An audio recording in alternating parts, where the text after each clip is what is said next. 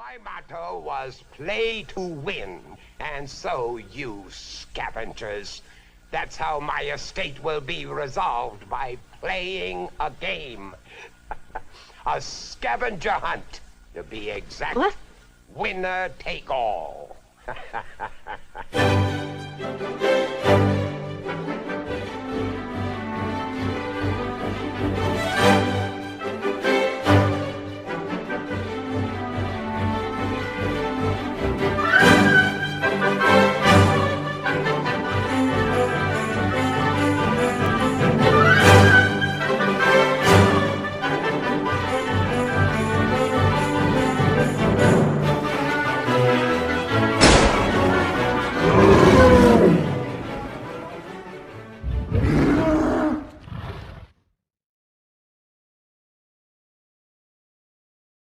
When I was a kid, one of my favorite movies was a comedy that was not very well received upon its release. It was roasted by critics, lost money during its initial run in theaters, and has very mixed reviews from viewers to this day. At a budget of $7 million, it was one of the most expensive comedies ever shot to that point. It featured an ensemble cast of who's who's that I never really appreciated as a child, but upon looking back at it as an adult, it was really quite impressive. I believe rivaling ensemble casts like It's a Mad, Mad, Mad, Mad World and Cannonball Run. That movie, of course, is Scavenger Hunt. The movie opens with the character of Milton Parker, played by the legendary Vincent Price, and his nurse, played by Carol Wayne, who is best known for appearing regularly on The Tonight Show with Johnny Carson in his Tea Time sketch. Milton is playing an electronic game, one of many that he has invented. The name of Milton Parker was an obvious joke reference to the two major board game makers of the day, Milton Bradley and Parker Brothers. Milton Parker winds up passing away, and we next see a large gathering of his heirs at his will reading. Playing the part of Milton's attorney is Robert Morley, who goes on to explain that Milton Parker left his will in the form of a tape recording. The recording starts out with Milton Parker naming the heirs of his estate. There's Mildred Carruthers, Milton's sister, played by Cloris Leachman, along with her son Georgie, played by Richard Masur, and her stepdaughter Lisa, played by Maureen Teefy. Next, there's Milton's nephews, Jeffrey and Kenny Stevens, played by Dirk Benedict and Willie Aames. His late daughter's husband Henry Motley, played by Tony Randall, is named next, with his children, played by Missy Francis, who later became a news anchor and commentator for Fox News, David Hollander, Shane Sinutko, and Julianne Haddock, who would go on to be in the first season of The Facts of Life as Cindy. Next, there's Milton's personal staff, consisting of Jackson, Henri, Babette, and Jenkins, played respectively by Cleavon Little, James Coco, Stephanie Faracy, and Roddy McDowell. Lastly, there is Marvin Dummitz, played by Richard Mulligan, who's only there because he once drove Milton's business partner to the wrong location during a crucial business meeting, and as a result, Milton took full control of the company. Accompanying Mildred Carruthers is her attorney, Stuart Selsom, played by Richard Benjamin.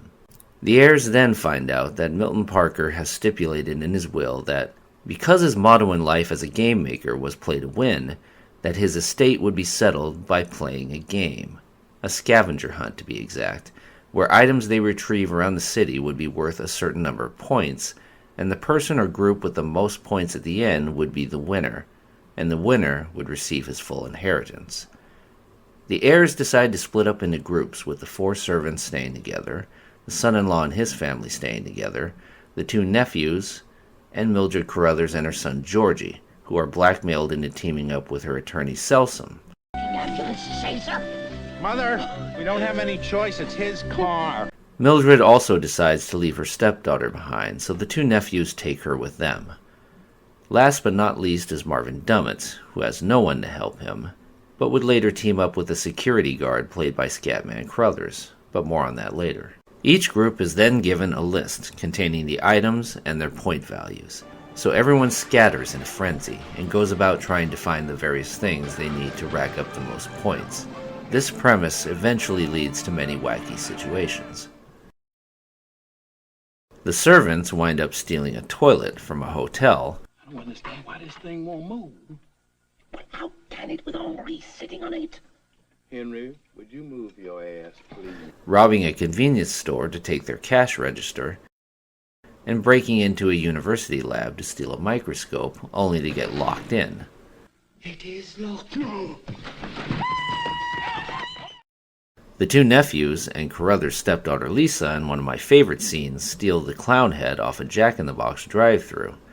Now, I remember those clown heads specifically when I was a child in those drive-thrus, and I had always wondered to myself what would happen if somebody took it off. They then convince an obese man, played by Stuart Pankin, to come along, as the team with the fattest person gets bonus points. Some onion rings? They sneak into the San Diego Chargers locker room to take one of their helmets, and they visit an old friend of theirs, played by Ruth Gordon, to borrow one of her grenades.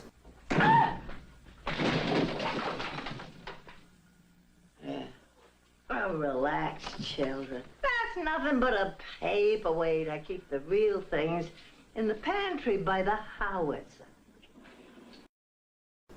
Incidentally, the nephews later replace Stuart Pankin with an obese woman who is even larger, and Pankin winds up being picked up by the servants. I beg your pardon, sir, but we are involved in a scavenger hunt, and we were wondering if you might I know all about it. Black sneakers, checkered shirt. Now, let's talk ice cream. They then are stopped by a policeman after the laughing gas canister they obtain leaks, and they begin swerving all over the road. I don't know what you guys are on, but I'm gonna find out. They are gonna roast my ass for this. The motley father tries to steal a beehive and gets attacked, sneaks on board a boat for a life preserver and has to swim back to shore after it takes off inadvertently. Hey, wait! What did he do now? Kids, don't go away! And visits a gym where a young Arnold Schwarzenegger, fresh off the documentary Pumping Iron, gives him a medicine ball that sends him flying out the window.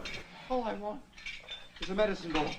A medicine ball? Yeah. Hey, you're getting the spirit. I guess I underestimated you madly. Wait. Here. Marvin Dummets tries to steal a Mercedes grill for points, but gets sidetracked after observing a man who cons his way into making a wealthy old woman believe she's backed into him. Whiplash, I think. It was all my fault. The old woman then gives him her valuable jewelry so he won't sue. Dummets decides to try this for himself a few times, failing miserably.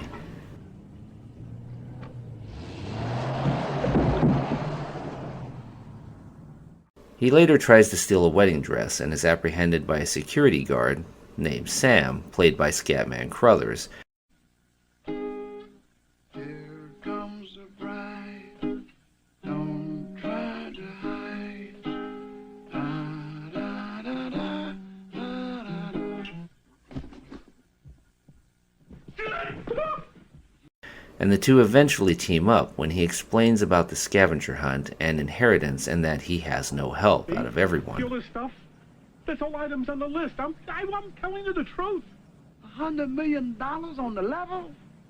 My name's Marvin. What's yours? Sam?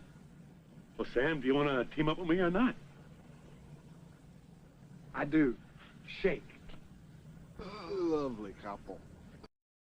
The duo later try to steal a suit of armor from a museum, which Scatman puts on as Dummets pretends to be a mummy and scare onlookers away. Sam falls down a flight of stairs in the commotion, though, and winds up knocking himself unconscious. Now, at the same time, the Carruthers and Selson just happen to be there for the armor as well, and take it for themselves, not realizing that someone is inside the suit. This will play out to be a crucial point later.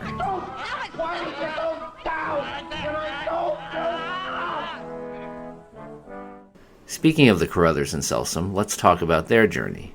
They first go to a carnival to win a stuffed bear because it's on the list, but they wind up wasting a lot of time as Selson can't hit the target, even though he proclaims that he was once a college pitcher.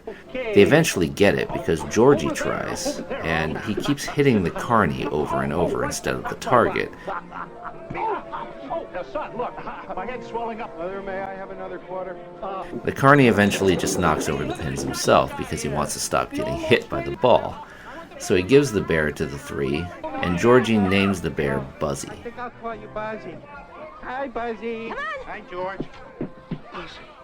They then go to retrieve a safe from Selsum's office, but find out that the elevator's out of service and have a difficult time trying to figure out how to get it downstairs.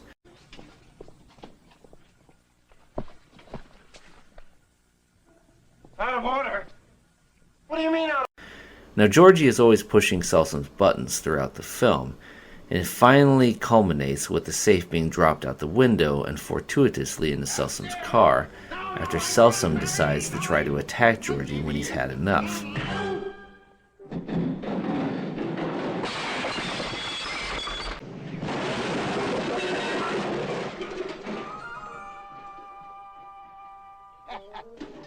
Selsum later spots a raccoon tail on a motorcycle gang member's bike and tries to remove it, only to get caught and roughhoused.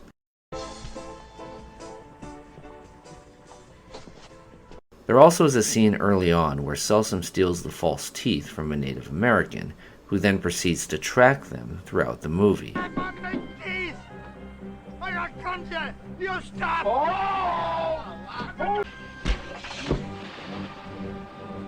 Oh, God! They killed Bunny!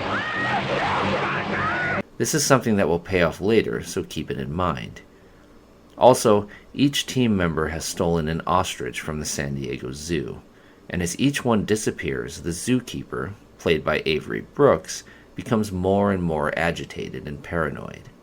Now, near the end of the film, the other teams discover that the Carruthers and Selsum have given up playing fairly and are simply going around stealing already collected items from the other teams. The servants notice this first. After their fiasco with trying to get the microscope and being trapped inside, they get back to their car only to find out that everything is missing. The two nephews then notice this next, as they actually catch the Carruthers in the act, stealing their things out of their car. This leads to an epic street chase, typical of many movies of the era, as the Russian dance from the Nutcracker Suite plays in the background. It's truly a fun sequence.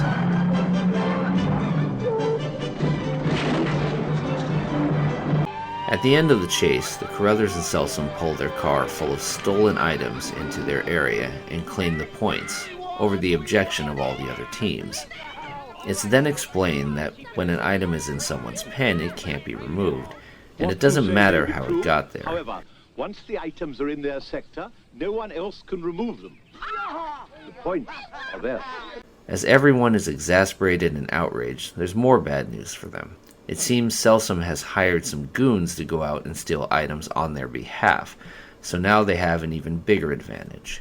Once again, the other teams object, but the attorney explains there is no rule against hiring others to help you. Order in the court, Bernstein. How about a little justice, man? Can't you see they're cheating us? Once again, I think Mr. Selsum has covered himself. There is no rule against getting assistance. Also, because of the street chase, the police are there, as well as Avery Brooks, who showed up to protest the abduction of his birds, and the policeman whose uniform was taken earlier has also shown up. It's utter and complete chaos at this point. Just when it seems there is no hope for the other teams, they decide to all work together. You see, items in the pen can't be removed by someone else, but they can be removed by the team that put them there. So one by one, each team begins to pile what they have left over into the two nephews' pen, hoping that it will all add up to more than what the Carruthers and Selsum have. 50 points right here in this pen! That's right. Now it's mine, and what's mine is theirs if they want it. Attaboy, damn it! After each team piles what they have into the nephew's pen, the final tally, Carruthers, 1,480 points, and the two nephews, the Stevens brothers, only 1,365. Marvin, we just lost by 115 points. The Carruthers and Selsum team has seemingly won by 115 points. But just one moment. You see, when Selsum and Mildred Carruthers took the suit of armor, remember I said they didn't know that Scatman Carruthers was in the suit. He then wakes up and is disoriented. The Stevens brothers ask, Is there any rule against an item leaving this section on its own? No, there isn't. the suit of armor is worth 60 points, so if Scatman can leave the Carruthers pen and get over to the Stevens one, they will win.